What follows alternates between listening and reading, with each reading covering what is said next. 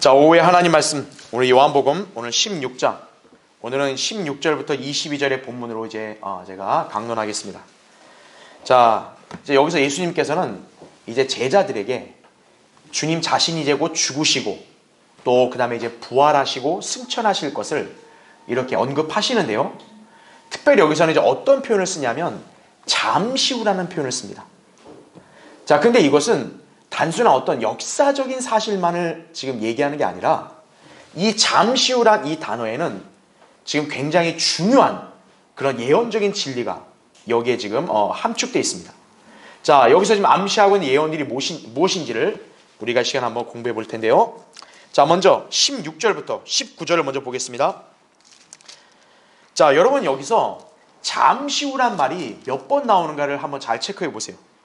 잠시 후면 너희가 나를 보지 못할 것이요 또 잠시 후면 너희가 나를 볼 것이라 이는 내가 아버지께로 가기 때문이라고 하시더라. 그때 제자 중에 몇 사람이 서로 말하기를 잠시 후면 너희가 나를 보지 못할 것이요 또 잠시 후면 나를 볼 것이라 이는 내가 아버지께로 가기 때문이라고 주께서 우리에게 말씀하신 것이 무슨 뜻이냐고 하더라. 그러므로 그들이 말하기를 잠시 후면 이라고 말씀하신 것이 무슨 뜻이냐, 우리는 주께서 무엇을 말씀하시는지 모르겠노라 하니, 그때 예수께서 그들이 자기에게 묻고자 하는 것을 아시고 그들에게 말씀하시기를 내가 잠시 후면 너희가 나를 보지 못할 것이요 또 잠시 후면 너희가 나를 볼 것이라고 말한 이것에 관하여 서로 묻고 있느냐, 이렇게 기록되어 있죠. 몇 번 나옵니까? 7번이죠. 또 숫자 뭡니까? 7. 자, 뭔가 이게 예사롭지가 않죠, 그렇죠? 자, 우리 교환을 보겠습니다. 먼저 1번. 자, 16절만 먼저 놓고 보면, 자, 잠시 후를 기준으로 주님이 제자들이 그분을 못 본다, 그 다음에는 잠시 후에 본다 이랬죠. 자, 역사적으로 뭐겠습니까? 주님이 이제 곧 붙잡히시고 십자가에 죽으시기 때문에 그들은 못 보겠죠. 그러나 주님이 다시 부활하시게 되면 어떻게 돼요? 그분을 다시 보는 거죠. 자, 그 점을 지금 알려주는 거예요. 그래서 이제 괄호 1번은 제가 설명했으니까, 자, 괄호 2번 보십시오. 거기에 괄호 2번. 이때 주님께서 너희가 나를 볼 것이라 라고 하신 말씀은 단순히 본다는 의미 이상의 사건이다 이거예요. 주님께서 고난을 받으시고 죽으시는 것을 본 사람들이 잠시 후면 아버지께로 가시는 그런 영광의 주님을 목도하게 됨으로써 그 영광이 그들의 영광이 될 것이다 라는 얘기죠. 자, 왜 그러냐면 예수님이 부활하신 다음에 이제 어떻게 해요? 아버지께로 가시잖아요. 승천하시는 거죠. 그러니까 영광스러운 모습으로 이제 올라가시는 것을 그들은 보게 되는 거죠. 그러니까 단순히 예수님을 눈으로 봤다 이 차원이 아니라 지금 여기서는 주님의 죽으심이 거치고 나서 부활하고 승천하실 때 그분의 그 영광을 이제 목도하게 될 거란 얘기죠. 자, 그런 주님께서 이제 거기 괄호 3번 보세요. 아버지께로 가실 때에는 자신에게 맡겨졌던 사명을 완수하신 뒤에 그 다음에 이제 어디로 들어가시는 거예요? 영광 가운데 들어가시는 것이다 이거죠. 그런 주님께서는 이제 그분을 믿는 사람들도 영광에 들어가게 하시는 것이야말로 위대한 사역인 것이다 라는 거죠. 즉 우리가 알아야 될 게, 왜 주님은 십자가의 고난을 당하셨고 왜 부활하신 다음에 영광 가운데 올라가셨는가? 그분만이 그러는 게 아니라 앞으로 그분을 믿을 그런 사람들까지도 영광에 들어가게 하시기 위함이라는 얘기죠. 그 밑에 히브리서 2장 9절 10절이 바로 그 관련 구절이죠. 그러나 우리가 죽음의 고난 때문에 천사들보다 조금 낮아지신 예수를 보니, 자, 그 예수님이 뭐라 그래요? 영광과 존귀로 관을 씌셨도다 이래요. 이는 하나님의 은혜로 말미암아 모든 사람을 위하여, 자, 뭐를 맛보게 합니다? 죽음을 맛보게 합니다. 만물을 자신을 위하여 또 자신에 의하여 존재하게 하신 그분께서 많은 아들들을 영광에 들어가게 하시려고 고난들을 통하여 그들의 구원의 대장을 온전하게 하신 것은 당연하도다, 이렇게 말씀하고 있는 거죠. 그러니까 예수 그리스도는 결국 하나님의 아들들을 이렇게 영광을 받게 하시기 위해서 그분이 고난을 감당하셨고 그거를 통과하시고 영광으로 들어가신 거란 얘기죠. 자, 그렇기 때문에 여기서 주님께서 제자들에게 언급하신 잠시 후면 본다 못 본다 이 말씀 자체는 그분의 죽음과 부활, 사실 그 이상으로 이제 앞으로 그분을 믿는 성도들도 영광 가운데 들어갈 것을 어떻게 보면 다시 한번 이렇게 보증해 주시는 거예요. 그 기간은 그렇게 길지 않다는 거죠. 그렇죠? 예. 그 다음에 괄호 4번은 그뿐만 아니죠. 우리가 또 뭘 할 수 있나요? 예수님이 일찍이 뭐라 그랬어요? 내가 아버지께로 왜 간다 그랬어요? 너희를 위해서 뭘 마련하러? 처소를 마련하러 간댔어요. 그러면 처소를 다 마련하면 어떻게 해야 돼요? 다시 오시겠다고. 그러니까 여기서 예수님이 아버지께로 간다 했을 때는 사실 여기는 또 뭘 포함하고 있는 거예요? 그분이 다시 오실 것 또한 사실은 그걸 다 아우르고 있는 거란 얘기죠. 그게 요한복음 14장 3절에 있는 말씀인 거죠. 그러니까 제자들 입장에서 볼 때는 사실 그들이 영적으로 제대로 깨달았다면 예수님이 자신들에게 하신 약속, 처소를 마련하면 다시 온다는 그것이 확실하다는 것을 더 이렇게 인식할 수 있는 거죠. 왜? 그분이 아버지께로 진짜 가니까. 그러면 그분이 말한 대로 가서 다시 온다 했으니까 그것도 믿을 수 있게 되는 거죠. 그렇죠. 자, 그렇기 때문에 여기서 예수님이 말씀하신 이 잠시 후면이란 관련된 표현들, 이게 제가 방금 얘기한 대로 역사적인 죽음과 부활만이 아닌 사실은 모두 암시한다는 걸 우리가 엿볼 수 있는 거예요. 재림이라는 거예요. 자, 이제 지금부터 이제 우리가 중요한 예언적 진리를 살펴볼 거예요. 자, 밑에 2번. 자, 제가 아까 한번 여러분 체크해 보라 했죠. 잠시 후면 예수님께서 몇 번 언급하셨어요? 7번. 제가 밑줄을 쳐놨죠. 7번이나 숫자는 예언적으로 뭘 나타냅니까? 대환란을 가리키는 거예요. 그러면 자, 방금 제가 얘기했죠. 예수님이 제자들에게 잠시 후면이라는 말씀하면서 아버지께로 간다. 그거는 곧 다시 온다는 재림도 암시하는 거죠. 그거와 연관해서 잠시 후면을 7번 썼습니다. 그러면 숫자 7, 예언적으로 대환란과 연관되어 있다면 재림은 대환란 뒤에 있을 거라는 점. 우리는 그 진리까지 여기서 이렇게 발견할 수 있는 거예요. 그렇죠? 예. 그래서 이제 다음 페이지 보십시오. 그러니까 우리가 또 여기서 의미심장하게 봐야 될 게 뭐냐면 성령님은 예수님의 말씀을 제자들도 이게 무슨 의미냐 이런 거 대화할 때조차도 이 구절을 똑같이 쓰지요. 어떻게 보면 16절 18절 보면 잠시 후면 내가 아버지께로 간다 뭐 이런 말이 똑같잖아요 다. 아니 왜 굳이 그냥 한 번만 쓰면 되지 왜 자꾸 똑같은 말 계속 쓰냐 이거예요. 그렇죠? 성령님이 의도가 있으니까 그러는 거죠. 그렇죠. 왜 그러냐? 바로 뭘 강조하기 위해서요? 잠시 후면을 강조하기 위해서요. 아까 잠시 후가 7번, 이게 대환란 7년을 암시한다 그랬죠? 바로 그 7년이라는 유대인들에게서 극심한 이 고난의 기간은 사실 보면 길다는 거예요? 아니라는 거죠. 정말 아주 잠깐. 그 잠시라는 표현을 쓰는 거예요. 그래서. 그렇죠? 자, 괄호 2번 보세요. 여기 잠시 후에 해당하는 영어 표현이 뭡니까? A little while이에요. 자, 이에 상응하는 표현이 히브리서에서 나와요. 자, 히브리서 거기 10장 37절 보면요. 무슨 표현이 나오냐? 조금 있으면. 이게 영어로 잠시 후면과 똑같아요. 영어로는. 그래 우리 한글로는 달라도 어때요? 영어 단어로 본다면 조금 있으면과 잠시 후면 이건 똑같은 거라는 거예요. 근데 보세요. 거기 히브리서 10장 37절에 보면 조금 있으면 무슨 일이 일어나요? 오실 이가 오시리니 지체하지 아니하시리라. 여기 오시리가 누굽니까? 예수 그리스도. 그분이 오신다. 언제요? 조금 있으면. 여기 예수님은 언제? 잠시 후에. 그렇죠? 그러니까 여기 잠시 후와 히브리서의 조금, 이게 영어 단어로 똑같다는 얘기는 이게 예수 그리스도의 재림 이전에 있을 잠깐의 기간이구나. 그걸 우리에게 예언적으로 암시해주고 있는 거죠. 그럼 재림 직전에 있을 잠깐의 기간은 뭡니까?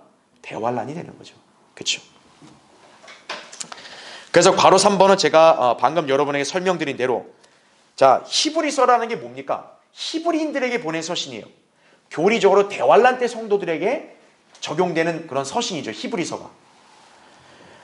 그렇기 때문에 여기 예수님께서 말씀하신 잠시 후 재림 직전에 어떤 사건이다 이거죠. 그 사건이 뭡니까? 극심한 고난이 있는 거예요. 이스라엘 입장에서는 메시아가 오는 게 가장 큰 영광과 기쁨이죠. 근데 그 전에 메시아가 오기 전에는 극심한 고통을 겪어야 되는 거예요. 근데 그거는 길지 않고 잠깐이란 얘기죠. 그렇죠. 그래서 히브리서에서는 조금만 있으면 온다.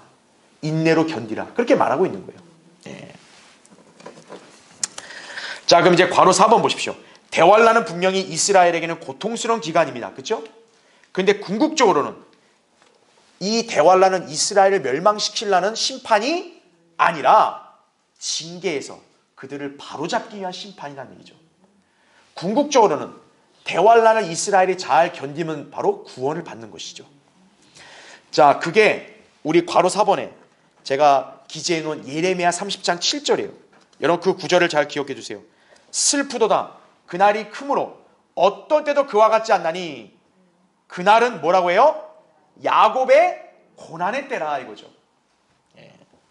그러니까 대환란은 1차적으로 누구를 위한 거예요? 이스라엘을 위한 고난의 날이라는 거죠. 그러니까 제자들, 나아가 유대인들의 입장에서 본다면 이제 메시아를 다시 만나는 게 얼마나 기뻐요. 그 기쁨이 있기 전에 그들은 극심한 고통을 잠시 겪어야 된다. 그게 대환란인 거죠.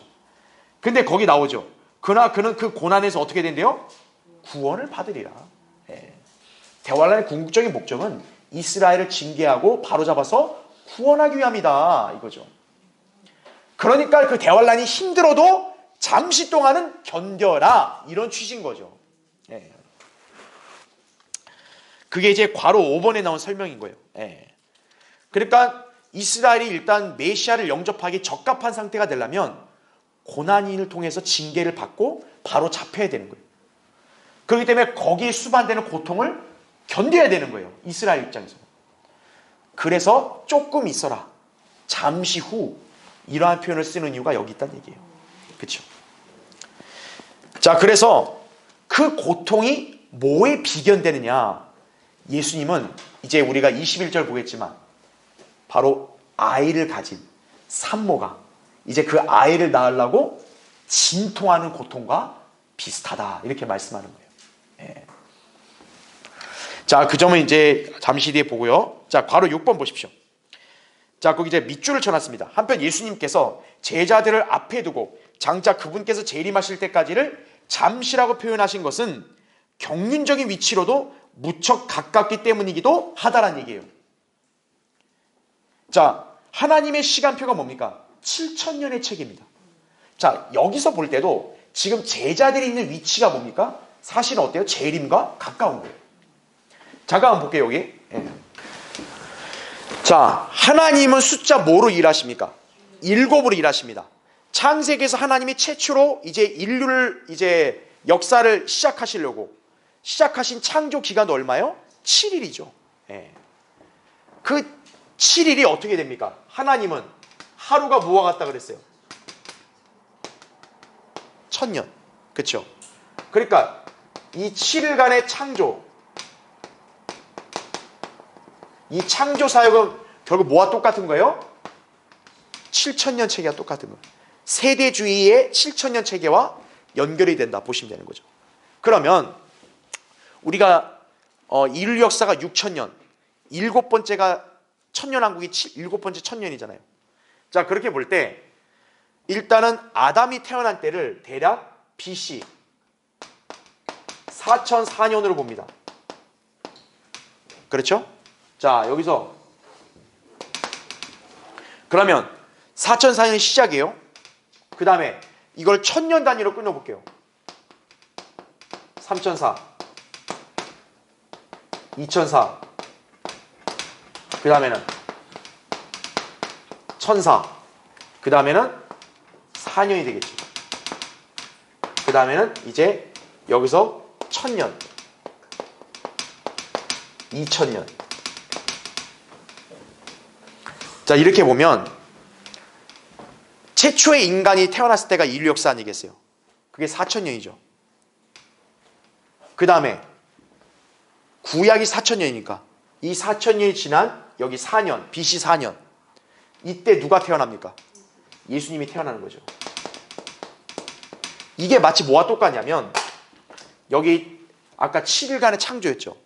창조 1일차, 2일차, 3일차, 4일차 이렇게 볼 때, 자, 하나님이 넷째 날에 뭘 창조했나요?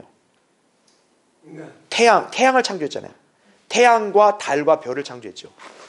자, 바로 이 넷째 날에 태어난 게 태양입니다. 태양은 누구를 예표합니까? 예수 그리스도 예표하는 거죠.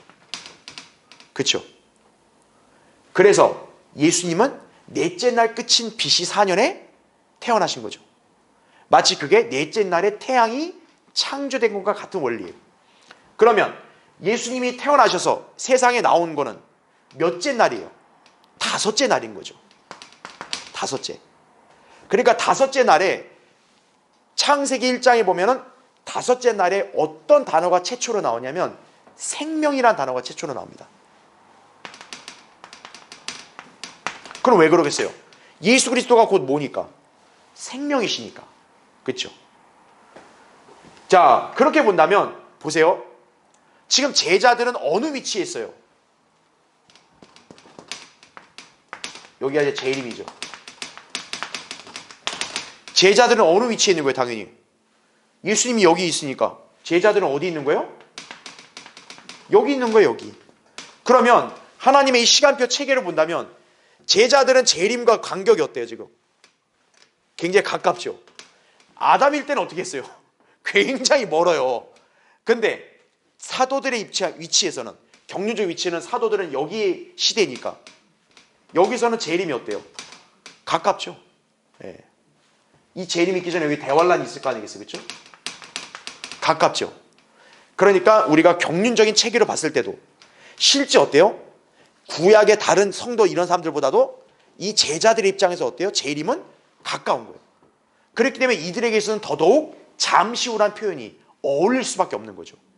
왜냐? 이전의 시대보다 너희들이 훨씬 가까운 데 있으니까. 그러니까 니들한테 사실 잠시다 이거죠. 잠시 동안 너희가 나를 못 보는 거다. 예. 근데 그 잠시가 지나면 본다. 바로 뭐냐?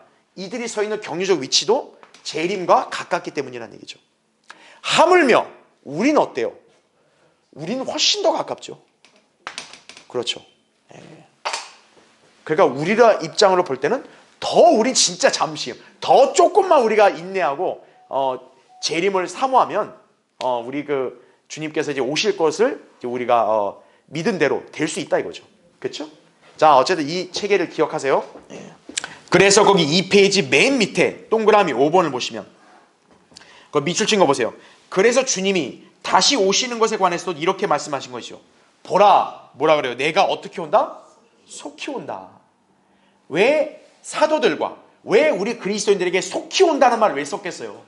우리가 서 있는 이 하나님의 시간의 위치, 체계에서도 정말 진짜 너무 우린 가까이 서 있기 때문에 속히 오신다는 말이 그래서 성립될 수 있는 거란 얘기죠. 그러니까 굉장히 어떻게 보면 자, 흥미로운 대목인 거죠. 이 경륜적 체계가. 그렇죠? 예. 자, 아무쪼록 다음 페이지 보십시오. 그래서 여러분이 기억하셔야 될 게 뭡니까? 아하, 잠시 후면 7번 나왔다는 얘기는 바로 뭐를 암시한다? 대환란, 7년 대환란을 암시한다. 이제 그게 지나면 어떤 거예요? 주님이 오신다. 그 히브리서에 나온 말씀이다. 그렇게 이해하시면 됩니다. 자, 그래서 이제 다음 페이지 말씀은 3번 보시면 17절에 자, 근데 당시 제자들은 이런 깊이 있는 영적인 말씀을 알겠어요? 모르겠어요? 모르죠. 그러니까 제자들이 서로 묻는 거죠. 야, 잠시 후면 너희가 나를 본다. 잠시 후면 못 본다. 이게 무슨 말이냐? 그죠? 제자들의 영적인 상태와 수준으로는 예수님 말씀이 진짜 수수께끼 같은 거죠. 그렇죠? 그런데 이게 제자들만의 문제냐? 그게 아니라 당시 유대인들의 통념이 그랬던 거예요. 왜 그러냐면 우리가 거기 제가 교환에도 기재해놨지만 요한복음 12장 우리가 공부할 때 그때 유대인들이 예수님께 물었던 게 뭐냐면 아니 메시아는 그리스도는 영원히 살아야 되지 않아요? 그랬단 말이에요. 근데 예수님은 자신을 그리스도나 해놓고 나 죽는다? 이렇게 얘기하니까 이해가 안 되는 거죠. 예. 그러니까 지금 이 제자들의 입장도 뭡니까? 주님이 분명 메시아고 그리스도면 주님은 그냥 여기서 그냥 우리랑 쭉 같이 있고 영원히 살아야 되는데 뭘 또 죽으시고 뭘 또 올라가고 뭐 이러냐 이렇게까지밖에 이들은 이해를 못하는 거예요. 그렇죠. 예. 그러니까 이들의 머릿속에는 그냥 메시아가 왔어. 지금 예수님 메시아래. 그럼 그냥 우리랑 지금 영원히 같이 살아야죠. 이 정도밖에 모르는 거예요. 이들은 메시아가 2번 오신다는 사실을 모르는 거죠. 초림과 재림, 그걸 모르는 거죠. 그리고 그 사이에 고난받으시고 부활하시고 승천하신다는 그 예언에도 무지한 거죠, 지금. 네. 자, 그 한계가 있다는 점 이해하시고요. 자, 20절부터 이제 22절 보겠습니다. 진실로 진실로 내가 너희에게 말하노니 너희는 울고 애통할 것이나 세상은 기뻐할 것이며 너희는 슬퍼하겠으나 너희의 슬픔은 기쁨이 되리라. 그 다음에 21절이 중요해요. 여인이 해산할 때면 그때가 다가옴으로 근심하나 아이를 낳고 나면 사람이 세상에 태어난 기쁨 때문에 더 이상 그 고통을 기억하지 아니하느니라. 그러므로 너희가 지금은 근심하여도 내가 다시 너희를 보리니 그때는 너희 마음이 기쁠 것이며 아무도 그 기쁨을 너희에게서 빼앗지 못할 것이라 말씀하고 있는 것이죠. 자, 우리 교환에 그 5번 밑에 1번 보세요. 20절에 보면 예수님이 제자들한테 너희는 울고 애통할 거다. 근데 세상은 기뻐할 거다 그랬습니다. 자, 이거는 역사적 교리적으로 나누어서 보시면 됩니다.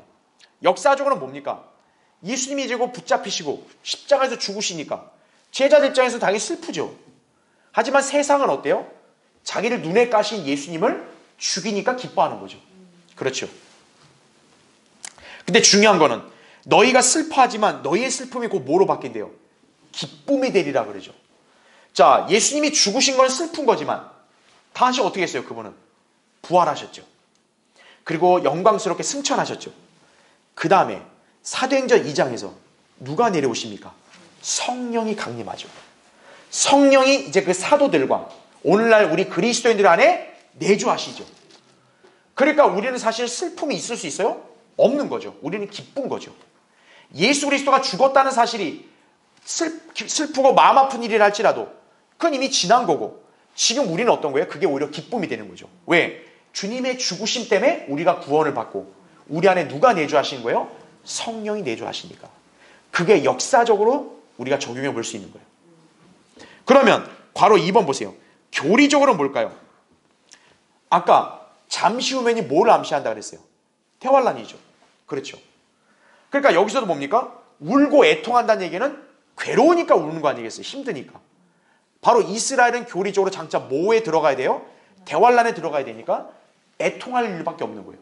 그런데 자, 세상은 그런 유대인이 고난받는 게 좋으니까 기쁘겠죠? 근데 그게 한순간에 바뀌겠죠. 언제? 예수님이 재림하시면. 예수님이 재림하시면 이제 이스라엘은 그 슬픔과 애통이 기쁨으로 바뀌는 거예요. 그들의 메시아가 오니까. 그렇죠. 그렇게 여러분이 적용을 하시면 된다는 얘기죠. 자, 맨 밑에 2번 보십시오. 21절에 자, 아까 제가 이 대환란에 관한 고통을 예수님이 지금 뭐에 비유해서 설명했는지 말씀드렸죠? 바로 산고를 치르는 여인. 여러분 이제 산모가 출산이 임박하면 어때요? 저는 잘 모르겠지만 우리 여기 자매님들 아실 거예요.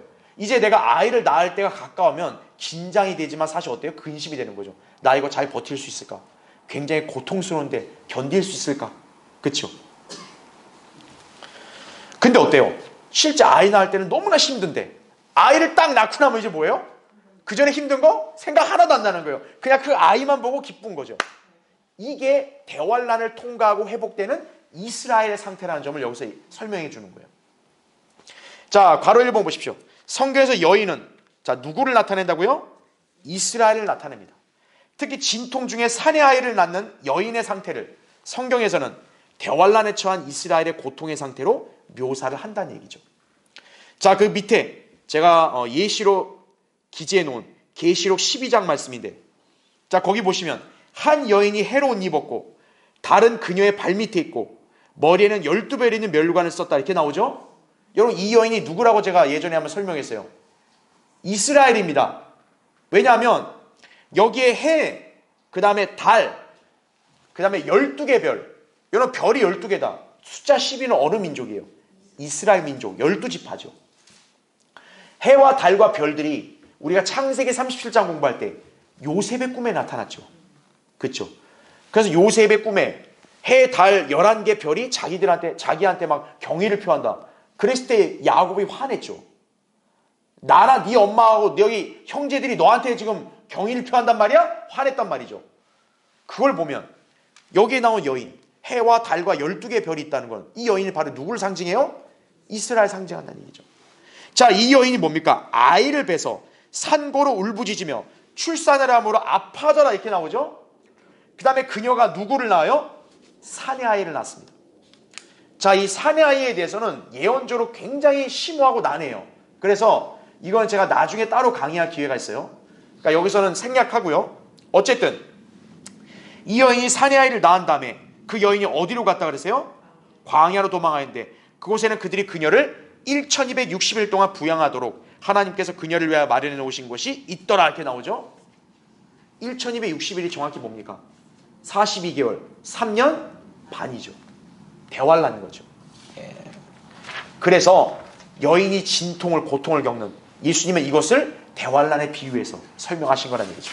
다음 페이지죠.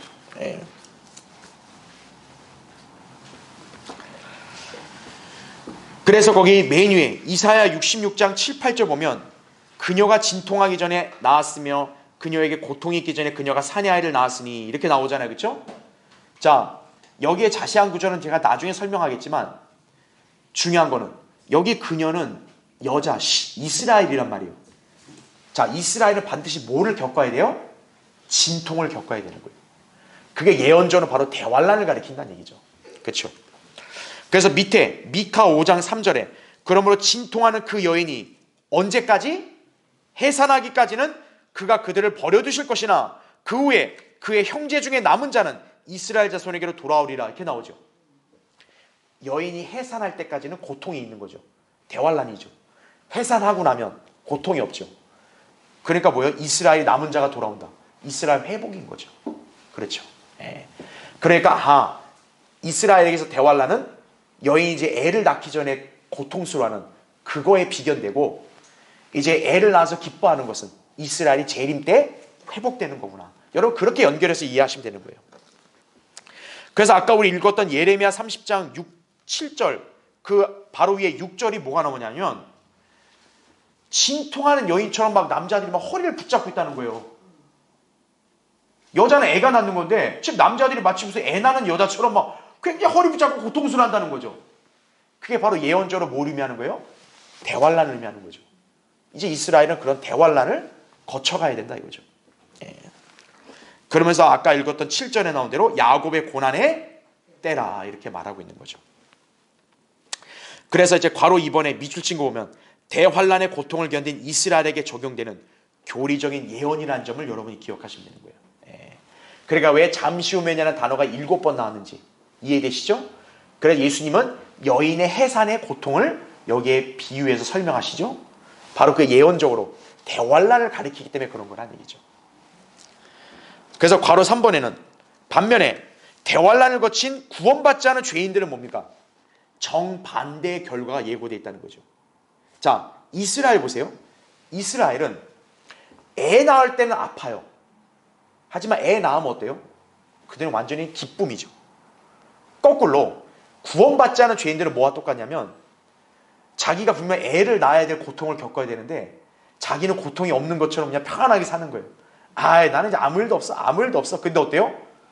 상고가 어때요? 갑자기 오죠. 이렇게 오는 거죠.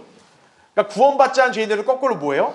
아이를 낳는 게 아니고 갑자기 이제 여인한테 상고가 오듯이 멸망도 어때요? 갑자기 닥친다. 이게 유대인과 이방인의 차이인 거예요. 그러니까 이방인은 분명히 애를 낳아야 되는 고통이 올 텐데 고통이 오는지도 모르고 그냥 그냥 이게 살다 멸망하는 거고 유대인들 입장에서는 잠깐 고통을 겪어야 돼요. 하다가 이제 애를 낳으면 어떤 거예요? 아이고 기쁘다. 이게 이제 대환란에 들어가는 유대인과 이방인의 결정적 차이인 거죠. 그렇죠? 그래서 거기 괄호 4번에도 다니엘 12장 1절에도 바로 이 고난의 때에는 내 백성의 자손을 위해서 있는 거라고 말씀하는 거죠. 그렇죠? 다니엘의 백성이 누굽니까? 유대인, 이스라엘인 거죠. 그래서 대환란은 유대인을 위한 거다. 바로 그 점을 예수님은 여기서 잠시 후면이라는 단어로 암시해서 가르쳐 주신 거다. 그렇게 이해하시면 돼요. 마지막 3번. 자, 22절. 그러므로 너희가 지금은 근심하여도 내가 다시 너희를 보리니 그때는 너희 마음이 기쁠 것이며 아무도 그 기쁨을 너희에게서 빼앗지 못할 것이라. 자, 이 말씀은 주님께서 공중에 재림하셔서 교회가 휴거될 때 이루어질 것이라는 얘기죠. 이제 다시 이 구절은 우리 휴거에다도 적용시킬 수 있는 거예요. 자, 뭐냐면, 자, 지금 어때요? 주님이 안 계실 그때는 우린 다 근심에 사로잡힐 수 있고 고난을 당할 수 있습니다. 그런데 이제 곧 주님이 어때요? 다시 오시게 되면 이제 우리는 어떻게 됩니까? 이 땅을 떠나게 되죠. 육신의 장막도 이제 우리는 완전히 벗어던지고 새로운 몸으로 변화되죠. 이제 더 이상 우리에게는 근심이나 고통이 있어 없어요? 없는 거죠. 이제 교회가 주님이 공중에 오셔서 우리가 휴거되면 이제는 더 이상 근심이 아니라 뭐예요? 기쁨만 있게 될 거다, 그죠? 자, 그 기쁨을 누가 뺏어갈 수 있어 없어요? 없죠. 우리가 휴거됐을 때 그 기쁨을 감히 누가 그걸 앗아갈 수 있어요? 없는 거죠. 그래서 여기 22절은 교회 휴거와 관련돼서 예수님께서 말씀하신 또 예언이다. 그렇게 이해하시면 된다는 얘기죠. 그렇죠? 그래서 맨 밑에 구절이 바로 이거죠. 고린도서 4장 17, 18절에 우리가 잠시 받는 가벼운 환난이 우리를 위하여 훨씬 뛰어난 영원한 영광의 비중을 이루어가기 때문이라. 우리가 바라보는 것은 보이는 것들이 아니요 보이지 않는 것들이라. 이는 보이는 것들은 뭐예요? 잠깐뿐이지만 보이지 않는 것들은 영원하기 때문이라. 이거죠. 그래서 근심은 잠깐뿐이지만 기쁨은 영원하다, 이거죠. 그게 우리에게는 언제 그게 일어나겠어요? 휴거될 때. 주님 바로 그 점을 예고해 주시는 거예요. 그래서 우리에게 어떻게 보면 그게 위로해 주시는 거다. 그렇게 여러분 이해하시면 됩니다. 자, 다음 시간에 또 이어서 하기로 하겠습니다.